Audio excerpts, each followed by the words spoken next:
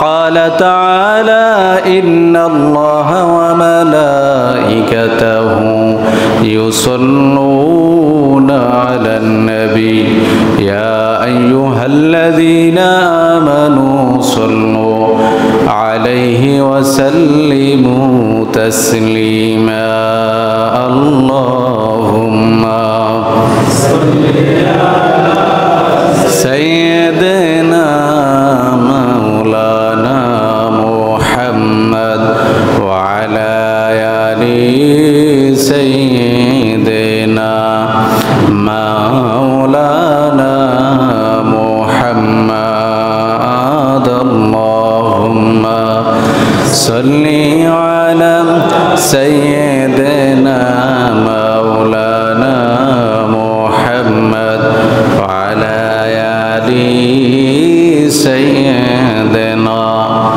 مولانا محمد আলহামদুলিল্লাহ। সকলে একবার কালিমাতুশ শুকুর জোরে সুরে আদায় করি, বলি আলহামদুলিল্লাহ। আল্লাহ পাক রব্বুল আলামিনের দরবারে লাখো কোটি শুকরিয়া যে মহান রব্বুল আলামিন আপনাকে আমাকে সুস্থতার নেয়ামত দান করেছেন, আপনাকে আমাকে জুমার নামাজ আদায় করার জন্য তৌফিক দান করেছেন। এর জন্য আর একবার বলি আলহামদুলিল্লাহ। আজকে রবিউল আউয়াল মাসের চতুর্থ জুমার আলোচনার বিষয় হলো জিন জাতির সকল ক্ষমতা শেষ। যেই কালামের মাধ্যমে জিন জাতির সকল ক্ষমতা শেষ হয়ে যায় সে সম্পর্ক আলোচনা। এর সাথে আলোচনা করতে চাই উলামায়ে কেরামের শান এবং মান মর্যাদা সম্পর্কে কোরআন হাদিস কি বলে। তো এ সম্পর্কে কথা বলার জন্য আল্লাহ পাক আমাকে তৌফিক দান করুক এবং আপনাদেরকে শোনার ধৈর্য দান করুক, সকলে বলি আমিন। সম্মানিত হাজিরিন, আল্লাহ পাক রব্বুল আলামিন সূরা ফাতিরের 28 নম্বর আয়াতে বলেন, আউযু বিল্লাহি মিনাশ শাইতানির রাজীম, ইন্নামা ইয়াখশাল্লাহা মিন ইবাদিহিল উলামা। আল্লাহ তাআলা বলেন, বান্দাদের মধ্য থেকে কেবলমাত্র উলামায়ে কেরামি আমি আল্লাহ তাআলাকে সব থেকে বেশি ভয় করে। জোরে বলি সুবহানাল্লাহ। কার কথা? জোরে বলি কার কথা? আল্লাহ তাআলার কথা। আল্লাহ তাআলা সূরা ফাতিরের কত নম্বর আয়াত? 28 নম্বর আয়াতে বলেন, ইন্নামা ইয়াখশাল্লাহা মিন ইবাদিহিল উলামা। বান্দাদের মধ্য থেকে, আল্লাহ তাআলার বান্দা তো সবাই, ঠিক কি না? একজন মুসলমান যেমন বান্দা, একজন খ্রিস্টান হিন্দু তারাও বান্দা, তারা অবাধ্য বান্দা, আর আমরা হইলাম আল্লাহ তাআলার বাধ্য বান্দা, আবেদ। তাইলে সব বান্দা বান্দাদের ভিতর থেকে কারা বেশি আল্লাহ তাআলাকে ভয় করে? বলেন কারা? কারা? মুসলমানরা, উলামায়ে কেরাম, আলেমরা। কারা ভয় করে বেশি? উলামায়ে কেরাম। মিন ইবাদিহিল উলামা, সব উলামারা যারা আবেদ তাকওয়াবান উলামায়ে কেরাম তারা আল্লাহ তাআলাকে সব থেকে বেশি ভয় করে। আমার শায়েখ বলেন, বাবা আলেম হইয়া সে যদি ভালো আলেম হয়, আমলদার আলেম হয়, তার থেকে ভালো আর নাই। আর আলেম হয়ে যদি আমলদার না হয়, বদ খাসলাত থাকে, তাইলে তার থেকে খারাপ। আর খেয়ারুল উলামা শাররুল শিরারে শিরারুল উলামা। ভালো হইলে সে সব থেকে ভালো, আর খারাপ হইলে সব থেকে কি খারাপ। তবে একটা জিনিস আমাদের ভিতরে দেখা যায়, অনেকে বলে হুজুর আলেমরা হুজুররাই তো এক হইতে পারে না। আছে না নাই? সব ভেজাল হুজুরদের ভিতরে। কথা বলে কি না? জোরে বলেন। একটা শিরকি কথাবার্তা।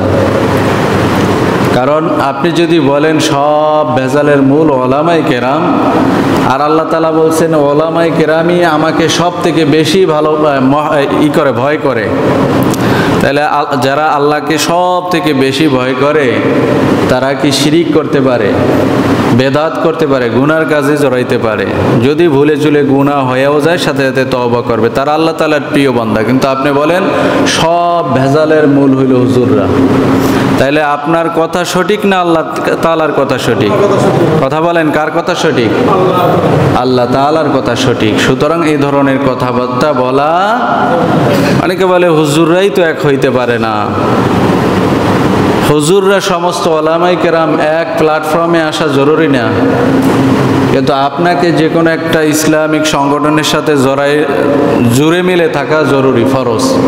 ওয়াতাসিমু বিহাবলিল্লাহি জামিআ। সমস্ত হুজুরদের দল এক হওয়ার আগে জরুরি হইল আপনি যে কোনো একটা দলে অন্তর্ভুক্ত হওয়া, এটা ফরজ আপনার জন্য। নিজেই কোনো ইসলামিক সংগঠনের সাথে জড়িত না, কিন্তু আপনি বলতেছেন হুজুররাই এক হলো না, এই কথাটা আপনার পুরাই আগাগোড়া ভুল। পুরাই কি আগাগোড়া কি ভুল? তাহলে আগে কি করতে হবে? নিজেকে কোনো ইসলামিক সংগঠনের সাথে জড়িত করতে হবে, তারপর আপনি বলতে পারবেন যে হুজুররা কেন এক হইল না। আপনি নিজেই আল্লাহ তাআলার আয়াত মানেন না, ফরজ তরক করে বসে আছেন। ওয়াতাসিমু বিহাবলিল্লাহি জামিআ ওয়া লা তাফাররাকু। মাসালা হলো আপনি দেখবেন যত ইসলামিক দল আছে ওর ভিতরে যেটা আপনার ভালো লাগে, আপনার দিল চাহে যে এটাই সঠিক, আপনি সেটাই ঢোকেন। যদি আপনার দিল না চাহে যে কোনো সংগঠন সঠিক নয়, আপনি নিজে একটা ইসলামিক সংগঠন করবেন, সেখানে আপনি মানুষদেরকে দাওয়াত দেবেন। তাও একা থাকা যাবে না, হাদিসের ভিতর আসছে একা থাকলে আপনাকে শয়তানে ধোঁকা দেবে। তো দিন কায়েমের জন্য কিছু শর্ত আছে, এই শর্তগুলো যদি আমাদের ভিতরে ঢোকে তাহলে ইনশাল্লাহ আমরা দিন কায়েম করতে পারবো। দিন কায়েম, আল্লাহু আকবার। দিন কায়েম করতে হইলে আল্লাহ তাআলা বলছেন ইন্নাদ-দীনা ইনদাল্লাহিল ইসলাম। আল্লাহ তাআলার কাছে মনোনীত ধর্ম কি? ইসলাম। কথা বলেন, মনোনীত দিন কি? শরিয়া কি? ইসলাম। তাইলে ইসলামকে সমস্ত জায়গায় বসাতে হবে। তাইলে দিন কায়েমের কাজকে সকল কাজের আগে প্রাধান্য দেওয়া। এক নম্বর গুণ কি অর্জন করতে হবে? আপনার দুনিয়াবি কাজ আছে সেটা পরে, আগে দিন কায়েমের কাজকে সব থেকে বেশি প্রাধান্য দিতে হবে। রাজি আছি তো ইনশাআল্লাহ? দ্বিতীয় নাম্বার, একামতে দিনের জন্য, দিন কায়েমের জন্য সর্বোচ্চ সামর্থ্যের সর্বোচ্চ দান করা, ত্যাগ করা, ব্যয় করা। দেখা যায় অনেকের টাকা পয়সা আছে, মসজিদে দিতে চায় না, মাদ্রাসায় দিতে চায় না, দিন কায়েমের সংগঠনে দিতে চায় না, ভালো কাজে দিতে চায় না, আছে না নেই? গুনার কাজে খরচ করে না। আপনি সব থেকে বেশি সামর্থ্যের সর্বোচ্চটুকু ব্যয় করতে হবে। এই যে আমাদের মসজিদের সামনে কাজ আসতেছে, হয়তো ছাদের কাজ ধরা হবে, অলরেডি কাজ চলতেছে, এখানে সামর্থ্যের সর্বোচ্চটুকু ব্যয় করা প্রত্যেক মুসল্লির দায়িত্ব এবং কর্তব্য। বলেন, সামর্থ্যে সর্বোচ্চ কি করা? সামর্থ্যের সর্বোচ্চ ব্যয় করা। রাজি আছি তো ইনশাআল্লাহ? এরপরে দেখেন, দূরদৃষ্টি সম্পন্ন চৌকস অভিজ্ঞ নেতৃত্ব গ্রহণ করা। যে কোনো কাজে আপনি দূরদৃষ্টি সম্পন্ন নেতৃত্ব যদি না থাকে, সেটা সমাজ হোক, এলাকা হোক, ওয়ার্ড হোক, আর ইউনিয়ন হোক, রাষ্ট্রীয় পর্যায়ে হোক, যেই নেতা 100 বছর পরে কি ঘটবে সেইটা এখন ক্যালকুলেশন মানে মেমোরিতে নিতে না পারে, ওই নেতা কোনো নেতাই না। যে 10 বছর পরে, 2 বছর পরে কি ঘটতে পারে সেটাই বোঝে না, এই নেতা কোনো কি কথা কয় না, নেতা না।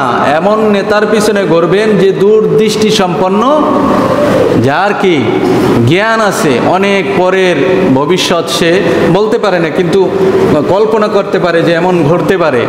সে দূরদৃষ্টি সম্পন্ন, অভিজ্ঞতা সম্পন্ন, চৌকস, চতুর্দিকে নাক কান তার খোলা আছে, পঞ্চেন্দ্রিয় খোলা, এমন নেতৃত্ব মুসলমানদেরকে গ্রহণ করতে হবে। চোখ বুইজা যে কেউরে মানা যাবে না, বুঝাইতে পারছি আমি? যে কোনো এমন চৌকস নেতৃত্ব গ্রহণ করতে হবে যে অবস্থার উপর সে ব্যবস্থা নিতে পারে। তারপরে দাওয়াতের পদ্ধতি নিয়ে আমাদের সেই আদিম কেল্লা দাওয়াতের পদ্ধতি অনেক সময় চলে না। কথা বন্ধ করি, একটু খেয়াল করি যে দাওয়াতের পদ্ধতি ভিন্নতা থাকা, যেমন একজন সাধারণ মানুষে আমি যেভাবে দাওয়াত দেব, একজন ডাক্তারের সেই ভাষায় দাওয়াত দিলে কি দাওয়াত গ্রহণ করবে না? সে জীবনেও মসজিদে আসবে না। একজন ইঞ্জিনিয়ারের দাওয়াতের পদ্ধতি ভিন্ন, একজন ডাক্তার, আর্মি সেনা অফিসার তাকে ভিন্ন তরিকায় দাওয়াত দেন, পুলিশ অফিসার তাকে দাওয়াত দেওয়ার রাস্তা ভিন্ন। সব দাওয়াত যদি একইভাবে দেন মানুষ গ্রহণ করবে না। সেই জন্য ছাত্র যুবক প্রত্যেকের দাওয়াতের পদ্ধতি ভিন্ন থাকবে, কৌশল অবলম্বন করা। ওয়ামাকারু ওয়ামাকারাল্লাহ আল্লাহু খায়রুল মাকিরিন। আল্লাহ বলেন কাফের মুশরিকও কি করে? ষড়যন্ত্র করে, আর আমি আল্লাহ কৌশল গ্রহণ করি। সুবহানাল্লাহ বলি। তাইলে কৌশল গ্রহণ করতে কে বলছেন? একটু জবাব দেন, কে বলছেন? আল্লাহ। তাইলে আমরা দাওয়াতের কাজে কৌশল অবলম্বন করব। আপনি একটা লোকের পিছনে কিছুদিন তাকে মেহমানদারি করান, বিভিন্ন জায়গায় নিয়ে যান, বিভিন্নভাবে তার সাথে বন্ধুত্ব করেন, তারপরে ইসলামের দাওয়াত দেন। আর একটা জিনিস দেখা যায়, স্বাধীনতার বয়স কত এখন বাংলাদেশে? স্বাধীন হয়েছে কত বছর? বাচ্চারা কথা বইল না।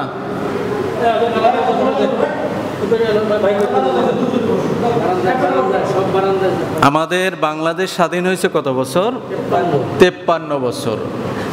এর আগে পাকিস্তান যখন ইংরেজদের থেকে স্বাধীন হয়, সেই তখন থেকে সবাই ওলামাই কেরাম সহ সাধারণ মুসলমান মনে করছে ইসলামিক খেলাফত ব্যবস্থা চাই আমরা। সবাই চাই কিনা? কিন্তু আজও ইসলামিক খেলাফত ব্যবস্থা কায়েম হয় নাই। কেন? আমাদের দাওয়াতের পদ্ধতিতে অনেক ভুল আছে। এই কারণে। কিসে ভুল আছে? আমাদের দাওয়াতের পদ্ধতিতে অনেক ভুল আছে, আমাদের আমলে ভুল আছে, কর্মকৌশলে ভুল আছে। যেমন আমরা খালি ভয় দেখাই মানুষে। কিভাবে ভয় দেখাই? খেলাফত ব্যবস্থার কথা আসলেই বলে কিছু ওলামায়ে কেরাম যে আমরা খেলাফতে গেলে চুরি করলে তার হাত কেটে দেব, জেনা করলে পাথর মাইরা হত্যা করব। হ্যাঁ, মহিলারা, মা বোনেরা বেপরদায় চলতে পারবে না, বিভিন্ন রকমের ভয়ভীতি দেখায়। আছে না নাই? এই ভয়ভীতির কারণে মা বোনেরা ভোট দেয় না ইসলামিক পক্ষে। এই ভয়ভীতির কারণে সাধারণ অনেক মানুষ যে ওরে আল্লাহ ইসলাম খেলাফতে আসলে কি না কি হয়, ভয়ে আর তারা কি চায় না, কথা বলেন, ইসলাম চায় না। এই জন্য ভয় দেখানো যাবে না, ভয় দেখানোর দিন শেষ। ইসলামকে ক্ষমতায় আনার জন্য আমাদেরকে আশার বাণী শুনাইতে হবে। কি শুনাইতে হবে বলেন? আশার বাণী। বলতে হবে ভাই ইসলাম যদি খেলাফতে আসে আমরা জাকাত ব্যবস্থা প্রচলন করব। জাকাত ব্যবস্থা প্রচলন করলে 1 বছর জাকাত যদি দেওয়া হয়, জাকাতের টাকা উঠানো হয়, পরের বছর আর ওইটা বন্টন হইলে মাসারিফুজ জাকাতটা জাকাতের খাতে গরিব দুঃখী, বিধবা, তারপরে বেকার যুবক, বিভিন্ন উন্নয়নমূলক কাজে যখন মাসারিফুজ জাকাতের টাকাগুলো ব্যয় করা হবে, পরের বছর জাকাত নেওয়ার আর কোনো লোক খুঁজে পাওয়া যাবে না, সবাই বড় লোক হয়ে যাবে। সুবহানাল্লাহ কল। সবাই কি হবে? ধনী হয়ে যাবে, জাকাত নেওয়ার কোনো লোক থাকবে না। আমরা চাই কি না? একটা বেকার যুবক আছে, তাকে ব্যবসা দিয়ে দেবে ইসলামিক রাষ্ট্র, মূলধন দিয়ে দেবে, সে কি আর ভিক্ষা করবে? মানুষের কাছে যাবে, ভিক্ষুক রাস্তায় গেলে ভিক্ষা চায়, তাদের পুনর্বাসনের ব্যবস্থা করা। একজন বিধবা, তো সে কারো কাছে হাত না পাতে সারা জীবন তার ব্যবস্থা করে দেওয়া, রাস্তাঘাটের উন্নয়ন, তারপরে মানুষের কালভার্ট নির্মাণ, সেতু নির্মাণ, বিভিন্ন স্কুল কলেজ মাদ্রাসা, বৈধ খেলাধুলার জন্য খেলার মাঠ নির্মাণ এবং প্রতিযোগিতা, ইসলামিক সাংস্কৃতিক অনুষ্ঠান, যত ধরনের ব্যবস্থা আছে সব। বহির্বিশ্বের সাথে সম্পর্ক ভালো করা, খারাপ করা না, কি করা? সম্পর্ক উন্নয়ন করা। আল্লাহ রাসূল তো ইহুদিদের সাথেও সন্ধি করছে, করে নাই? করছে কি না? তাইলে ইসলামের ভালো দিকগুলো মানুষদেরকে শুনান, ভাই আমরা ক্ষমতায় আসলে এই ভালো কাজ করব। মা বোনেরা পর্দার সাথে যেই তার বাজার ঘাটে যাওয়া, বিভিন্ন জায়গা যাওয়া প্রয়োজন যদি পড়ে, তারা বাইরে যেতে পারবে, সমস্যা নাই। মা বোনেরা বেশি নির্যাতিত, তাদের পূর্ণ অধিকার ফিরিয়ে দেওয়া হবে। জোরে বলি সুবহানাল্লাহ। যেই পুরুষেরা নির্যাতনের শিকার, জুলুমের শিকার, তাদেরকে সেই জুলুম থেকে উদ্ধার করা হবে। তাদের প্রত্যেকের, যুবক বলেন, ছাত্র বলেন, বৃদ্ধ বলেন, বৃদ্ধ বাবাদেরকে ভাতার ব্যবস্থা করা হবে। ওই ছেলে মেয়ে কখন কি দেবে না না দেবে সেই দিকে তাকাই থাকার দরকার নাই। আর রাষ্ট্র আপনার ভাতা বহন করবে। খুশি না বেজার? কথা বলেন, খুশি না বেজার? এগুলো হইল ইসলামিক খেলাফত ব্যবস্থা যদি কায়েম হয় আপনারা এগুলো পাবেন। তাহলে আমরা সবাই ইসলামের বাণী, আশার বাণী শোনাবো যে খেলাফত ব্যবস্থায় যদি যায় তাহলে একজন হিন্দু সে মুসলমানদের কাছে নিরাপদ, একজন বিধর্মী তার মন্দিরে কোনো হামলা করা হবে না, সে তার ধর্মীয় উৎসব পালন করবে, সেখানে মুসলমানেরা পাহারা দেবে। সুবহানাল্লাহ বলি। তাইলে একজন বিধর্মী সেও একজন মুসলমানের কাছে যখন নিরাপত্তা লাভ করবে, একজন মা বোন সে ভয় ভীতি ছাড়া যে কোনো জায়গায় তার ইজ্জতের ভয় থাকবে না, চলাফেরা করতে পারবে, চাঁদাবাজির কোনো ভয় থাকবে না। এমন শাসন ব্যবস্থা আমরা চাই কিনা বলেন? চাই। যদি চাই তাহলে আমরা মনে প্রাণে চেষ্টা করা, ওয়াল্লাযীনা জাহাদু ফীনা লানাহদিয়ান্নাহুম সুবুলানা। আল্লাহ পাক তৌফিক দান করুক বলি আমিন। তা আজকে আলোচনার মূল বিষয় হলো আমার জিন জাতির সকল ক্ষমতা শেষ কোন আমল করলে। দেখেন ঘরে ঘরে জিন এবং জাদুর সমস্যা আছে না নাই?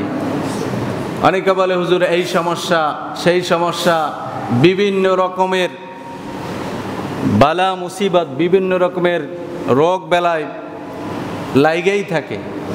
এই জন্য ঘরে ঘরে দুষ্ট জিনের উপদ্রব আছে, সেগুলা থেকে কিভাবে কোন কালামের মাধ্যমে আপনি বাঁচবেন সে সম্পর্কে কোরআন হাদিস কি বলে একটু গভীর মনোযোগ।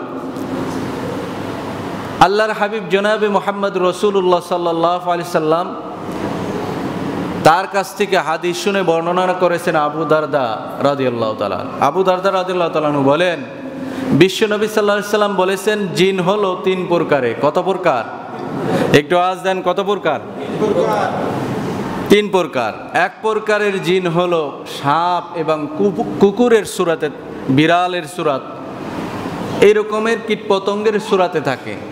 তারা তাদের সূরত পরিবর্তন করতে পারে না, এরা হলো নিম্ন স্থানের জিন। এই জন্য অনেক হাদিসে কালো কুকুরের কথা বলা হয়েছে, বিভিন্ন লাল কুকুরের কথা বলা হয়েছে। তাহলে এই জিন কুকুরদের ভিতরে এক শ্রেণীর জিন আছে, এরা সূরত পরিবর্তন করতে পারে না, হাদিস দ্বারা প্রমাণিত।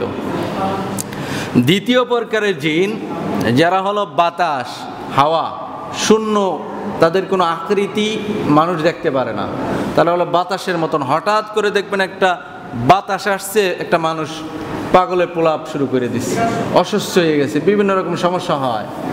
এটাও এক প্রকারের জিন, হাদিস দ্বারা প্রমাণিত। তৃতীয় প্রকারের জিন যারা এদিক সেদিক চলাফেরা করে এবং নিজের রূপ পরিবর্তন করতে পারে, হাদিস দ্বারা প্রমাণিত। এই তৃতীয় প্রকারের জিনের হাসরের ময়দানে হিসাব হবে এবং মানুষের। সুবহানাল্লাহ বলি। হযরত আব্দুল্লাহ ইবনে আব্বাস রাদিয়াল্লাহু তাআলা আনহু বলেন, কুকুররাও এক প্রকারের জিন, কিন্তু তারা হইল নিম্ন স্তরের জিন। আপনি কোনো খাবার খাইতেছেন, একটা কুকুর আসছে আপনার দিকে তাকাই আছে, কিছু দেন, তারে দিয়ে ওখান থেকে সরান, নাহলে আপনার রোগ বেলায় হওয়ার সম্ভাবনা আছে। এই জন্য কুকুর থেকেও সাবধান। বিভিন্ন সাপ অনেক সময় জিন সাপের সুরত ধরে, আপনি পাইয়ে এমনি ফিরিয়ে মেরে লাইলেন, তাহলে আপনার ফ্যামিলির উপর আক্রমণ করবে তারা দলবদ্ধভাবে। এই জন্য তাকে হাদিসের ভিতরে আসছে, আল্লাহ রাসূল বলছেন জিন হত্যা করার আগে তাকে সতর্ক করা। আপনি একটু বলবেন, তুমি যদি জিন হয়ে থাকো তুমি সরে যাও, 2-3 বার বলবেন। অন্য মনস্ক হয়ে অন্যদিকে তাকায়, যদি দেখেন চলে গেছে তাহলে জিন, আর যদি দেখেন এখনো দাঁড়াই আছে তাহলে কি সাপ, তাহলে ক্ষতিকর হইলে তাকে হত্যা করা যাবে। তারপরে আরেক প্রকারের জিন আছে, ক্বালা করিনুহু রাব্বানা মা তুগাইতুহু। আল্লাহ তাআলা বলেন কারিন জিন বলে হাসরের ময়দানে বলবে, আল্লাহ তাআলা আমি মানুষদেরকে ধোঁকা দিই নাই, সে নিজেই গোমরা এবং পথভ্রষ্ট ছিল।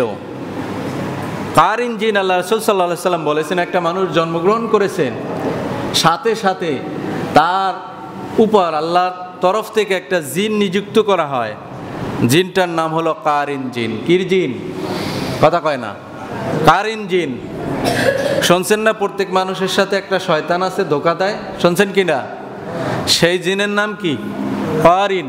কোরআনের আয়াত দ্বারা প্রমাণিত। এই কারিন জিন সবসময় আপনার ধোঁকা দেবে। চল একটু যাইয়া গান শুনি, চল একটু ওই বেগানা নারীদের দিকে তাকাই, একটু সুদ খাইলে কি হবে, একটু দাড়ি কামাইলে কি হবে, ঘুষ খাইলে কি হবে, এরকম নামাজ আজকে না পারলে কি হবে, ফজরে এই শীতে ওঠা যায়, এত কষ্ট, এই ঘুম থুইয়া, এরকম আপনার ওয়াসওয়াসা দেওয়া। এটা কিসের কাজ? কারিন জিনের কাজ। এই কারিন জিন দেখেন আপনারা ধোঁকা দেবে, কিন্তু হাসরের ময়দানে সে কি বলবে? যে আল্লাহ, এটা হইলো তার নিজের কর্মফল, সে নিজেই করছে, আমার কোনো ক্ষমতা ছিল না, সে তো শুধু ওয়াসওয়াসা দিছে। এখন ওয়াসওয়াসা দিলেই যে আপনার গুনার কাজ করতে হবে? আপনি আপনার মনকে বুঝাবেন, মন এখন একটু হয়তো শান্তি পাবা, কিন্তু সেই জাহান্নামের আগুন সহ্য করার কোনো ক্ষমতা নেই। ভাইয়ের আমার, এরপরে প্রকাশ্যে যে জিনের কথা বলা হয়েছে, যারা চলাফেরা করে, অনেক সময় মানুষের উপরে দেখবেন আসর করে, হঠাৎ কইরা বিভিন্ন রকমের সমস্যা হয়। এর প্রমাণ আল্লাহ তাআলা সূরা বাকারায় বলেন, ওয়াত্তাবাউ মা তাতলু শায়াতিন আলা মুলকি সুলাইমান ওয়া মা কাফারা সুলাইমান ওয়ালাকিন্না আশ-শায়াতিন কাফারু ইউআল্লিমুনা আন-নাস আস-সিহর। জোরে বলি সুবহানাল্লাহ। হযরত সুলাইমান নবিয়ুন আলাইহিস সালাতু ওয়াস সালাম, তার জামানায় জিনের অতিরিক্ত উপদ্রব ছিল। এই জিনেরা মানুষদেরকে জাদুবিদ্যা শিক্ষা দিত, ক্ষতির কারক শিক্ষা দিত। জোরে বলি নাউজুবিল্লাহ। এবার সুলাইমান নবিয়ুন আলাইহিস সালাতু ওয়াস সালাম ডাক দিয়ে বলে, আল্লাহ, ও আমার মাওলা, তুমি আমাকে এমন ক্ষমতা দাও, যেই ক্ষমতা আলাইহিস সালাতু ওয়াস সালামকে এমন ক্ষমতা দিলেন, এমন পাওয়ার দিলেন, সুলাইমান নবিয়ুন আলাইহিস সালাতু ওয়াস সালামের অধীনে বাতাস করে দিলেন, সমস্ত জিনকে করে দিলেন। সুবহানাল্লাহ বলি। কিন্তু কোরআন বলছে সুলাইমান আলাইহিস সালাতু ওয়াস সালাম কোনো জাদুবিদ্যা প্রয়োগ করে নাই। আল্লাহ তাআলার কালামের মাধ্যমে, কিসের মাধ্যমে? কথা কয় না। কালামের মাধ্যমে সে কাজ করত। তাহলে সেই কালামের গুণাগুণ এখনো আছে না নাই? কারা কারা বিশ্বাস করেন আছে? আল্লাহু আকবার। হাত নামান। আমি বলবো কোন কোন আমল করলে জিনজাতি জাদুটনা আপনার কোনো ক্ষতি করতে পারবে না। সুবহানাল্লাহ বলি। এখন আম্মাজান আয়েশা রাদিয়াল্লাহু তাআলা আনহা বলেন, বুখারী শরীফের হাদিস 8 নম্বর খণ্ড 136 নম্বর পৃষ্ঠা, আম্মাজান বলেন, নবী করিম সাল্লাল্লাহু আলাইহি সাল্লামকে ইবনে আসাদ জাদু করেছিল। তার নাম কি? ইবনে লাবিদ ইবনে আসাদ। লাবিদ ইবনে কি? আসাদ জাদু করেছিল। তো নবী সাল্লাল্লাহু আলাইহি সাল্লাম প্রায় 6 মাস পর্যন্ত তার শরীরে এই জাদুর আসর, অনেক কাজ করে নাই, ওনার মনে হয়তো করছি। অনেক সময় এদিক যাবেন আর একদিকে হাঁটা দিতেন। তো এরপরে হঠাৎ করে একদিন জিব্রাইল আলাইহিস সালাতু ওয়াস সালাম, মিকাইল আলাইহিস সালাতু ওয়াস সালাম, একজন মাথার কাছে একজন পায়ের কাছে আইসা বলতেছে, নবী সাল্লাল্লাহু আলাইহি সাল্লামের উপরে জাদু করা হয়েছে। বলছে কে করছে জাদু? লাবিদ ইবনে আসাম জাদু করছে। এর থেকে মুক্তির উপায় কি? বলছে 2টা সূরা। কয়টা সূরা? কথা বলেন, কয়টা সূরা? একটা হলো সূরা ফালাক আর একটা সূরা নাস। কুল আউযু বিরাব্বিল ফালাক আর কুল আউযু বিরাব্বিন নাস। এই সূরাগুলি পড়ে যখন সেই জাদু দ্রব্যের উপর যখন ফুঁক দেবে, এক একটা গিরা খুলে যাবে, নবীজি সুস্থ হয়ে যাবে। জোরে বলি সুবহানাল্লাহ। প্রমাণ কিন্তু আমি দিছি বুখারী শরীফের 8 নম্বর খণ্ড 136 নম্বর কি পৃষ্ঠা। এখন ক্ষতি 2 ধরনের। ক্ষতি মানে আসর করা। ক্ষতি মানে কি? আসর। এখন এই ক্ষতি 2 ধরনের। একটা হলো জিন দ্বারা ক্ষতি, জিনে অনেক সময় প্রকাশ্য আসর করে, অনেক সময় জাদুবিদ্যার মাধ্যমে আসর করে, আর অনেক সময় মানুষ জাদুবিদ্যার মাধ্যমে আসর করে, ক্ষতি করে। জোরে বলি নাউজুবিল্লাহ। এগুলো হলো কুফরি। এগুলো কি? কুফরি থেকে বেঁচে থাকতে হলে আপনাকে জানতে হবে ক্ষতি আবার কত প্রকার। জিনের আসর হলো 8 প্রকারে। 1 নম্বর হইল মাসে তয়েফ। এই মাসে তয়েফ হলো মানুষকে ওয়াসওয়াসা দিয়ে গুনার চিন্তা সৃষ্টি করে, এটা হলো করিন জিনের কাজ। 2 নম্বর মাসে আরেদ। এই জিনটা হলো মানুষের শরীরে প্রবেশ করে, ধরেন আজকে প্রবেশ করছে, আবার কেন 1 সপ্তাহ পর মানুষের শরীরে ঢোকে, ঢুকে ক্ষতি করে, আবার ঢোকে। যখন ঢোকে তখন তার ভিতরে কোনো হুঁশ থাকে না, মানে পাগলের মতন করে।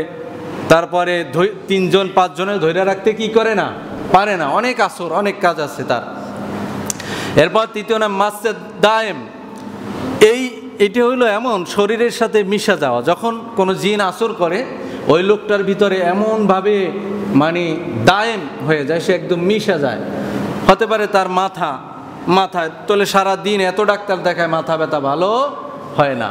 তারপরে তার পেট বেদনা থাকেই, এত ডাক্তার দেখায়, তার পেট বেদনা ভালো হয় না। এরপরে পায়ে আসর করলো, ডাক্তার বলে কোনো সমস্যা নাই, কিন্তু তার প্যারালাইসিস হয়ে যাইতে, চলাফেরা করতে পারে না। বিভিন্ন সময়, অনেক সময় তার যৌন ক্ষমতা লোপ পেয়ে যায়। যেখানে সে আসর করবে সেই অঙ্গটা তার অচল হয়ে যাবে। জোরে বলি নাউজুবিল্লাহ। এটা হলো। এরপর অনেক সময় গর্ভাশয় আসর করে, ওই বাচ্চা বারবার অ্যাবর্শন হয়ে যায়, সমস্যা হয়।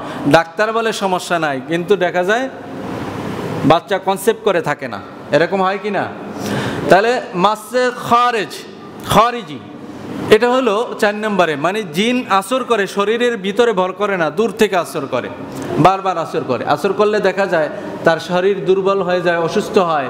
কিন্তু যখন জিনের তদবির করা হয়, জিন হাজির করা হয়, দেখা যায় জিন আসে না। তার মানে দূর থেকে আপনাকে আসর করে, এটা বড় একটা খারাপ জিনিস। শরীরে যদি আসে তাকে বন্দি করা যায়, জ্বালাই দেওয়া যায়, হত্যা করা যায় কোরআনের তদবিরের মাধ্যমে। কিন্তু যদি দূর থেকে আসর করে, এটা বড় খারাপ জিনিস। কাছেও আসে না, আনাও অনেক কঠিন হয়। তাহলে আপনাকে সারা জীবন অনেক সময় লং টাইম রোকাইয়া নিতে হয়, তদবির নিতে হয়। মাসে মুতাআদ্দি, এই প্রকার 5ম প্রকার জিনেরা কি করে, ধরেন একটা লোককে আসর করছে, আসর করার পরে তার কিছু রিলেটিভ মানুষ থাকে, তাদের উপরে তার বন্ধু বান্ধবেরা আসর করে। এরা বড় খারাপ জাতি। জোরে বলি নাউজুবিল্লাহ। মানে এক লোকের উপর আসর করার পরে যারা তার বন্ধু বান্ধব, আত্মীয় স্বজন, তাদের উপর তার বন্ধু বান্ধবের আসর করে। এটা হলো মাসে মুতাআদ্দি, 5ম প্রকারের জিনের আসর। এটা আরও খারাপ। এদেরকে দূর করতে অনেক আমল করতে হয়। 6 নম্বর মাসে ওয়াহমি। এটা হলো খুবই ভয়ানক এবং বিপজ্জনক একটা জিনের আসর। মাসে কি ওয়াহমি, এটা হলো জিনে আক্রান্ত হয় নাই, জিনে কি হয় নাই, ঘুমাইতেছেন। এটা কিন্তু খুব গুরুত্বপূর্ণ কথা, একটু খেয়াল করেন। মাসে ওয়াহমি হইল জিনে আক্রান্ত হয় নাই, কিন্তু তার ভিতরে ধারণা গেঁথে গেছে, আমারে জিনে ধরছে। আমারে কিসে ধরছে? জিনে ধরছে। এটা অনেকভাবে হইতে পারে। অনেক সময় সে ধরেন কিছু দেখতে পাইছে, হঠাৎ করে ভয় পাইছে, আসলে জিনেও আচরণ করে নাই, কোনো কিছু হয় নাই, কিন্তু একটা দেখে সে ভয় পাইছে, সে মনে করছে আমারে জিনে ধরছে। অথবা অনেক ভুয়া কবিরাজের কাছে গেছে, গেলেই কয় জাদু করছে, জিনে ধরছে। আছে না নাই? টাকা খাওয়ার লাগে কয় জাদু করছে, 5,000 লাগবে, 10,000 লাগবে, নাইলে জিনে ধরছে। তখন ওই লোকটার ভিতর কিন্তু ঢুকে গেছে যে আমারে কিসে ধরছে, জিনে ধরছে। আর একজনের কাছে গেছে, হেও কয় জিনে ধরছে। আর একজনের কাছে 3-4 জন লোক যখন বলছে, 3 জন লোক ধরেন ভুয়া বলছে, যখন জিনে ধরছে, ওর ভিতরে গাইতে গেছে, মাসে ওয়াহমি, এমনভাবে ঢুকছে যে আমার জিনে ধরছে। তোর যে সিমটমগুলো যায় না, মনে করে জিনও কি দূর হয় নাই। এই রোগে অনেক সময় মৃত্যুবরণও করে, মানে এমন আসলে কোনো রোগই নেই, কিন্তু ভুয়া কবিরাজদের বারবার যাওয়ার কারণে তার ভিতরে এমন জিনিস ঢুকে গেছে, তাকে জিনে আসর করছে। এটা হইলো তার ধারণা, আসলে তার কোনো সমস্যা নেই। এরপরে 7 নম্বর মাসে কাজ্জাব। আসলে জিনে ধরে নাই, কিন্তু সে জিনে ধরার ভান করে। কি করে? একটু খেয়াল করেন, কি করে? ভান করে। কিভাবে? অনেক সময় মেয়েদের বিবাহের বয়স হয়ে গেছে, বাপ মায় বিবাহ দিতে চায়, কিন্তু যে কোনো একটা ছেলের সাথে তার সম্পর্ক আছে, হয় কি না বলেন? এটা তখন সে জিনে ধরা রোগীর বান করে। বান করছে, এখন এমনভাবে বান করতেছে, অনেক সময় স্বামীরে পছন্দ হয় না, এক জায়গায় বিবাহ দিয়ে দিছে, সবার সাথে ভালো ব্যবহার করে, কিন্তু স্বামীর সাথে কি করে? খারাপ ব্যবহার করতেছে। এখন এটা মুহাদ্দিস আল-ফিসানি রহমতুল্লাহ একটা কিতাবে লেখছে এই ঘটনাটা। ওনার কাছে এই রুগী আসছে, তো উনি পর্দার সাথে সেই নারীকে জিজ্ঞেস করতেছে, মেয়েটাকে, তোমার কি সমস্যা? বলতেছে, হুজুর আপনাকে একলা বলবো, কারোর সাথে কি বলবো না, সবাই আপনার একটু দূরে অবস্থা। এখন বলতেছে পর্দার ভিতর থেকে যে, হুজুর আমার স্বামী সে আমার মনোপুত না, এই জন্য, কিন্তু আমার বাবা মার কাছে আমি বললে তারা বলে যে না, হে খুব ভালো লোক, কিন্তু আমার তার পছন্দ না, এই কারণে আমি জিনে ধরার ভং ধরছি। নাউজুবিল্লাহ। কোন কিসের ভং ধরছি? জিনে ধরার ভং ধরছি। তাইলে হুজুর আপনি একটা ব্যবস্থা করে দেন, সেজন্য আমার সারিয়ে দেয়, সারাসারির ব্যবস্থা করে দেন। আপনি তাই বলেন আপনার বাপরে? কয় আমি বলি, কিন্তু তারা সেটা কি শোনে না, মানে না। এই জন্য আপনার কাছে আসছি যে জিনে ধরছে এইটা, আর আমরা একটা কইরা বলবেন যেন সারাসারি করে দেয়। বলতেছে এটা তো একটা মিথ্যা জিনিস হবে, তো আপনি স্বামীকে ছাড়তে চান কেন? বলে, হুজুর আমার বাবার বাড়ি সে যখন যাবে খরচ করতে চায় না, খুব কিপটেমি করে, কিন্তু নিজের ফ্যামিলিতে খরচ করবে তখন কোনো সিন ডাইন ব্যামে তাকায় না, খুব খরচ করে। এমন আছে না নাই? এটা হইল মাসে কাজ্জাব, মানে মিথ্যাবাদী জিনে ধরা। আসলে কি জিনে ধরে নাই। এগুলো এই জন্য এগুলো যদি জানা থাকে অনেক জিনিস নিজেরাই সলভ করা যায়। এরপরে 8 নম্বরে মস্যে আশেক। এই মস্যে আশেক এটা একটা খারাপ জিন। অনেক সময় কোনো মানুষের উপর আশেক হয়ে যায়। ছোট সুন্দর বাচ্চা থাকলে তাদের উপর আশেক হয়ে জিন কি করে, তাদের উপর আসর করে। আসর করলে দেখা যায় অনেক সময় অনেক মানুষ দেখবেন ভয়ানক ভয়ানক স্বপ্ন দেখে, খুবই ভয়ানক স্বপ্ন দেখে। অনেক সময় ওই বাচ্চাদের শরীরে আসরের দাগ দেখা যায়, মনে হয় যেন কেউ মারছে, কাটা দাগ দেখা যায়। এরপরে রুগীর সাথে মাসে আশেক জিনেরা অনেক সময় নারী হলে এবং পুরুষ হলে, নারী জিন হলে পুরুষদের সাথে, পুরুষ জিন হলে নারীদের সাথে জিনা করে। জোরে বলি নাউজুবিল্লাহ। তারা হলো তাদেরকে মহাব্বত করে। মাসে আশেক মানে অতিরিক্ত মহাব্বতের কারণে তাকে পেতে চায়, কিন্তু যখন সে পায় না তখন তার ক্ষতি করে অনেক রকম। তো এই জিন থেকে বাঁচতে হইলে আমার আলোচনা কিন্তু অনেকটাই রয়ে গেছে আমাদের। আমি কিছু আমলের কথা বলবো, এরপরে আমি সুন্নাতের সময় দেব আপনাদেরকে। জি, তাইলে আপনারা জিন থেকে বাঁচতে পারবেন। 1 নম্বর আমল, 5 ওয়াক্ত নামাজ ছাড়া যাবে না, নফল নামাজ বেশি বেশি আদায় করা।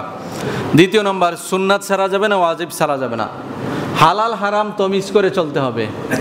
4, নজরের হেফাজত, নজরের হেফাজত যত রকমের গুনাহ থেকে। 5, মাসনুন দোয়াগুলা পড়া। সব জায়গায় কিন্তু মাসনুন দোয়া আছে, আমার এখন ডিটেলস বলার সময় নেই। 7 নম্বরে মিথ্যা কথা বলা যাবে না, রাজি আছি তো ইনশাল্লাহ। 8 নম্বরে আত্মীয়তার সম্পর্ক ছিন্ন করা যাবে না, যদি করেন জিনে আপনারা আসর করবেন। আত্মীয়তার সম্পর্ক ছিন্ন করা। 9 নম্বরে সূরা ইখলাস, সূরা ফালাক, সূরা নাস দৈনিক 3 বার সকালে এবং সন্ধ্যায়, বাদ ফজর বাদ মাগরিব পয়রা হাতে ফুদিয়ে সারা শরীরে মাসে করবেন। আয়াতুল কুরসি 3 বার। পারবেন তো ইনশাআল্লাহ? এরপরে 10 নম্বর, সূরা ইয়াসিন বাদ ফজর, সূরা ওয়াকিয়া বাদ মাগরিব, সূরা মুলুক এবং সূরা মুজাম্মেল বাদ এশা পাঠ করবেন, জিনে আসর করবে না। এরপরে 11 নম্বর, বিসমিল্লাহিল্লাযী লা ইয়াদুররু মা ইসমিহি শাইউন ফিল আরদি ওয়ালা ফিস সামাই ওয়া হুয়াস সামিউল আলিম 3 বার সকাল এবং সন্ধ্যায়। 12 নম্বরে আস্তাগফিরুল্লাহ 100 বার দৈনিক। এরপরে 13 নম্বরে লা হাওলা ওয়ালা কুওয়াতা ইল্লা বিল্লাহিল আলিয়্যিল আযীম 100 বার মনে থাকবে। 14 নম্বরে ইয়া রাজ্জাকু 100 বার। 15 নম্বরে ইয়া বারিউ 100 বার। এরপরে 16 নম্বরে মঞ্জিল আছে, বিভিন্ন আয়াতের মঞ্জিল আছে, সেটা বিভিন্ন কিতাব থেকে দেখে নেবেন। এগুলা সকাল এবং বিকালে তেলাওয়াত করা। এটা হলো 40 দিনের আমল দিলাম আমি। এই আমলগুলা করার পরে আরও 40 দিনের আরেকটা আমল আছে, এরপরে 21 দিনের একটা আমল আছে।